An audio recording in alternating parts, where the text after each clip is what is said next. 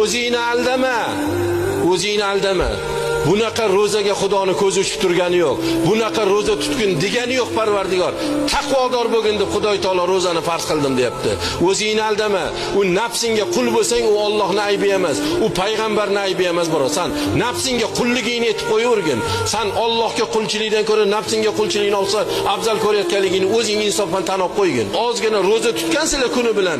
Mana buni yeb olasizlar, mana buni ichib olasizlarda, darrov keyin nos solib turib tilni tagiga tashiysilar. Vaholanki ro'za tutuvdinglar sizlar. Bu ro'zani haqqa olib bormoqsizlar. Bu ro'zani kimga keragi bor? Qani aytinglarchi? Kimga keragi bor? Oranglarda nechta chilimkashlar o'tiribdi, hozir pachkasini siqib o'tiribdi, g'ijimlab. Tezroq duo qilsaydi, bitta tortib olsam edi deb o'tirganinglar bor. Yosh yigitlar bor oranglarda. Baquvvat-baquvvatinglar bor. Shu kungacha ro'za tutmadinglar. O'ylamanglar, bu shunchaki yopildi, qozon yopiqligicha qoldi demanglar. Mana shu 25 kun davomida tutmagan ro'zaylar birodarlar, mana bu suvga o'xshab turib upakovka qilinib tutmagan ro'zaylar har bir kuni sizlarni jahannamiylarga eksport qilinaveradi, boraveradi. Ertaga jahannamda albatta bu o'sha ro'za bilan o'zingiz yoqadi birodarlar.